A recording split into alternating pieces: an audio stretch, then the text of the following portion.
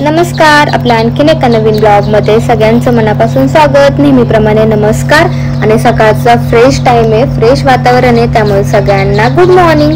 आज श्रावण सोमवार, पहिला श्रावण सोमवार, तर म्हटलं आधी देवपूजा करावी, दिवाबत्ती करावी, तर तेच चालू होतं माझं काम. आणि काल बोलले होते मी की आपण पहाटे जाणार आहोत, पण काय झालं, मिलन रात्री लेट आले, झोपायला पण लेट झालं आणि बेलाची पानं पण नाही भेटली. बेल झाड खूप वरतीच गेलेले नानीचं, त्यांचं पप्पांच्या तिथलचं. मग ते फांद्या वगैरे तोडण्यापेक्षा म्हटलं जाऊ दे. मग मिलन म्हटले की आता आपण 6 वाजता गेलो तर 5 वाजता गेलो तर मग तृषा पण उठणारच आपल्या आवाजाने आणि त्यांनी, मग परत तिची झोप मोड, तिला झोप लागणार नाही, कशाला कुटाने करायचे, त्याच्यापेक्षा तिला स्कूलला जातानाच मग तिचं पण दर्शन होईल, मग आपण पण दर्शन करू, असं काहीसं ठरलं. मग रात्री त्याच्यामुळे पहाटे उठलो नाही. मिलन म्हटलं दर सोमवारी आपण असंच करत जाऊ, म्हणजे दर सोमवारी तिचं पण दर्शन होईल, तिला सोडून जायचं, परत यायचं, परत तिचं आवरायचं, हे कुटाने कुठं करत बसती म्हटले, त्याच्यामुळे असं ठरवलं. मग त्याच्यामुळं उठलो नाही पहाटे, आपलं नेहमीप्रमाणे उठले 6 वाजता. माझं आवरलं, घरातलं तिचं टिफिन वगैरे झालं, खिचडी दिली तिला आज टिफिनला, खिचडी, पेरू आणि बनाना चिप्स असं काहीसं, कारण साबुदाणा भिजवलं होतं रात्री, मग तिला पण तेच दिलं सगळं. आणि आम्ही पण तेच आम्हाला पण खिचडीच बनवणार आहे. आता मिलन आणि ते गेलेले आहेत आंघोळीला, ते घालतायत तिला आंघोळ. म्हटलं तुम्ही तिचं आज आंघोळ वगैरे ते करा, मग म्हणजे मला देवपूजेला टाइम भेटेल ना, देवपूजा करून मग दर्शनाला गेल्यावरती मग काय नाही वाटत. त्याच्यामुळे मग त्यांनी आज तिला आंघोळ घातली आहे, तिचं आवरायचं बाकी आहे अजून. आणि आज श्रावण सोमवार आहे पहिला, तर आमच्या तिघांकडून तुम्हाला श्रावण सोमवारच्या खूप खूप शुभेच्छा. श्रावण सोमवार तुमचा मंगलमय जाओ, आजचा दिवस आनंदात जाओ, हीच प्रार्थना. चला, छान देवपूजा झाली. देवपूजा झाल्यावरती ना खूप प्रसन्न वाटतं.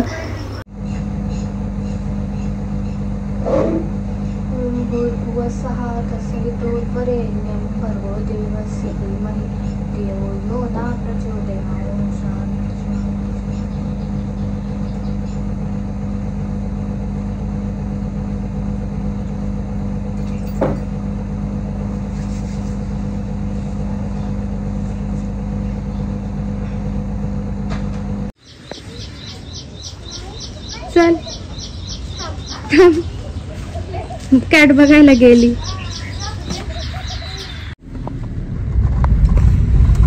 ते पेन परत गाडीत ठेवा, स्कूलला नको नेऊ, माझ्याकडे ते लक्ष करा.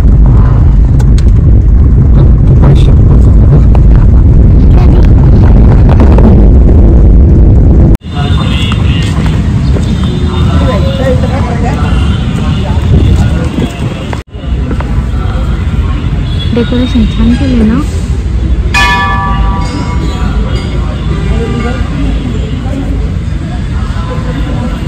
कसलं भारी दिसत, साफ दिसतील, उचलून घ्या.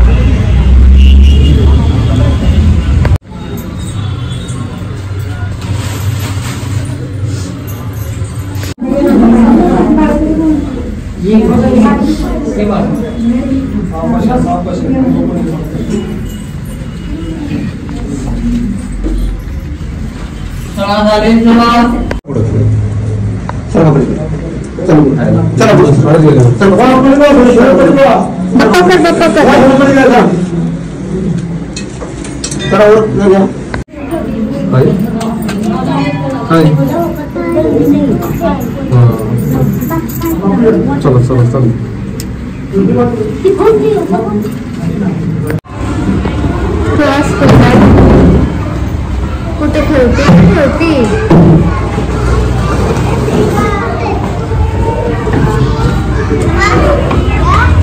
आज दर्शन इतकं भारी झालं ना, एकदम मस्त. तुम्हाला पण मंदिर, देव, शंकराची पिंड, मूर्ती ते सगळं दिसलं असेल. तर सकाळ सकाळ गेल्यामुळे जास्त गर्दी पण नव्हती, त्याच्यामुळे एकदम मस्त वाटलं, फ्रेश वाटलं. दर्शन व्यवस्थित झालं. तर तृषाला स्कूलला सोडलं आपण, बघितलंच तुम्ही व्हिडिओ. आता घरी आलो, मिलन गेलेत बाहेर, कपडे वगैरे आता बाकीची जी कामं आहेत ते आता उरकून घेते मी. तृषा येईपर्यंत होतात ते कामं. म्हटलं आधी शेंगदाणे भाजावेत खिचडीसाठी, म्हणजे तोपर्यंत गार वगैरे होऊन मग खिचडी करायच्या टायमिंगला बारीक करता येतात. स्वस्तिक काढते मी आता, म्हणजे जरा लेटच झालं सध्या ना, आता काढत नाही. कारण काय होतं, इथे नेमकं आपल्या दारात आहे ना पावसाचं पाणी येतं. मी भरपूर वेळा दाखवलंय, त्याच्यामुळे ते सगळं असं स्प्रेड होते, पूर्ण लाल लाल लाल लाल होऊन जातं. त्याच्यामुळे मग सध्या स्वस्तिकच काढत नव्हते, पण म्हटलं आज सोमवार आहे, चांगला दिवस आहे आणि पाऊस पण नाही आता तरी. आभाळ आहे आलेला, पाऊस तरी येणार आहे. म्हटलं घ्यावं काढून. पूर्ण रेड होतं, जागा अख्खी पूर्ण लाल लाल होऊन जाते, स्प्रेड होतं सगळं पाणी पडून कुंकू वगैरे. त्याच्यामुळे स्वस्तिक असल्यावरती फ्रेश वाटतं बरं का घर. आणि वातावरण तर सगळं पावसाचंच आहे. अजून पण आभाळ आहे वरती, अजून तरी आला नाही, पण येईलच पाऊस. कामं पण उरकलेत, पण तृषा नसेल तर मग जरा बोर होतं. ओटावरती सगळा चिखल केलेला आहे, तर डॉगीनी चप्पलची पण पायाची आधी पुसून घेते, मग निवांत मग काही काम नाही राहणार मला. शेंगदाणे भाजले होते ते सोललेत, पाकडून घेते आता जरा. आणि डाळ भाताचा कुकर पण लावलाय, म्हणलं तृषाला पण होईल डाळ भात, डाळ चपाती वगैरे डाळ भात. आणि मिलनसाठी पण होईल, ते आता धरतात की नाही उपवास काय माहिती, त्याच्यामुळे त्यांना पण होईल आणि तृषाला पण होईल. खिचडी तर आहेच, धरला खाल्ली खिचडी तर आहे, आलेतच आहे. पप्पांकडे जाऊ का काय चाललेलं आहे, तर तृषाचीच वाट बघते. मिलन पण आता आले होते घरी, फ्रेश झाले आणि काम आहेत त्यांना आज भरपूर. म्हटले मी चाललोय बाहेर, मग जेवले नाहीत, मंदिरात गेले होते पुन्हा एकदा. तर मग तिथे खिचडीचा प्रसाद वगैरे असतो, मग ते थोडंसं खाल्लं तिथे. म्हटले आत्ता भूक नाही, त्यांच्यासाठी डाळ भात बनवून ठेवलाय मी. डाळीला फोडणी नाही दिली, म्हटलं गरम गरम फोडणी देता येईल ते जेव्हा येतील तेव्हा. आणि मेथीची भाजी होती, खूप दिवसांची होती बरं का, म्हणजे जास्त नाही, 4-5 दिवस झालेले आणलेली मी, तिला निसणच झालं नाही. म्हटलं मग आज सोमवार उपवास सोडायला संध्याकाळी मेथीची भाजी बनवता येईल, त्याच्यामुळे पटकन निसून घेते. म्हणजे तृषा जर आली ना शाळेतनं, ऋषिकेशच जाणार आहे तिला आणायला, मग कपडे चेंज करून मला पण थोड्या वेळ पप्पांकडे जायचंय. मिस्त्री वगैरे तिथे कामासाठी आलेले आहेत, मग आपण लक्ष देऊन व्यवस्थित करून घेतलं ना सगळ्या गोष्टी.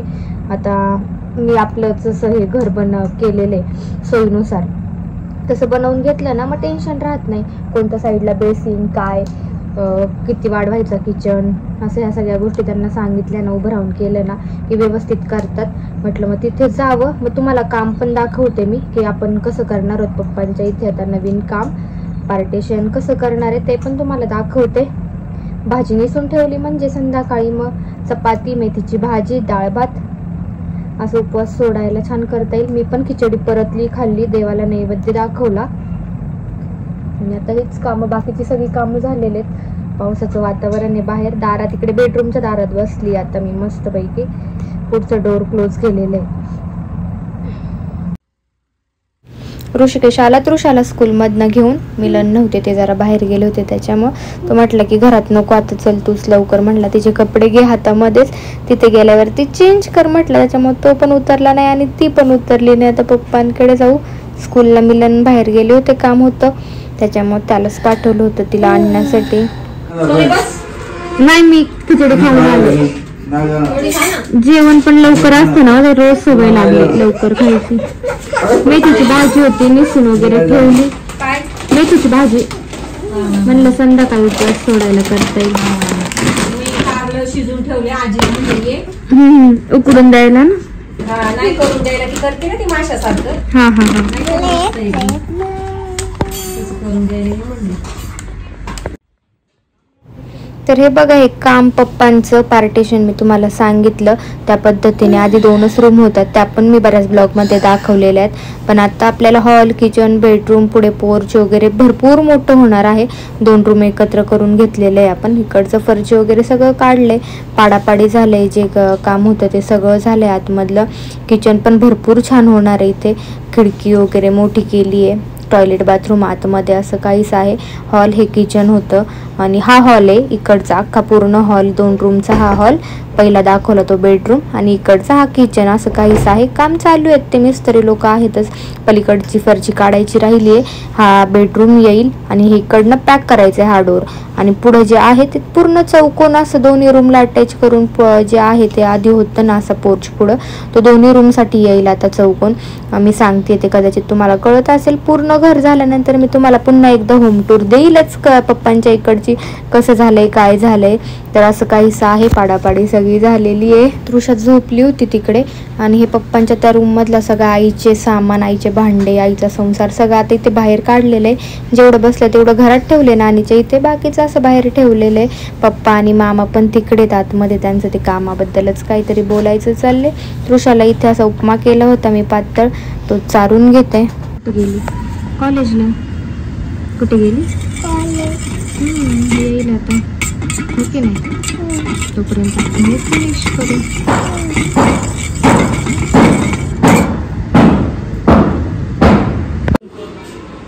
खाली ओढू नकोस माती, माती खाली ओढू नकोस.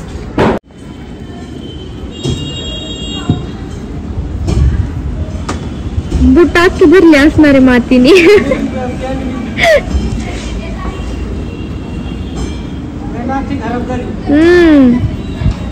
तुला खेळायला वेळ जाते. तर घरी आलो आत्ताच आम्ही. चिनूची वाट बघत थांबलो होतो, पण काही चिनू आलीच नाही, स्कूलला गेलेली.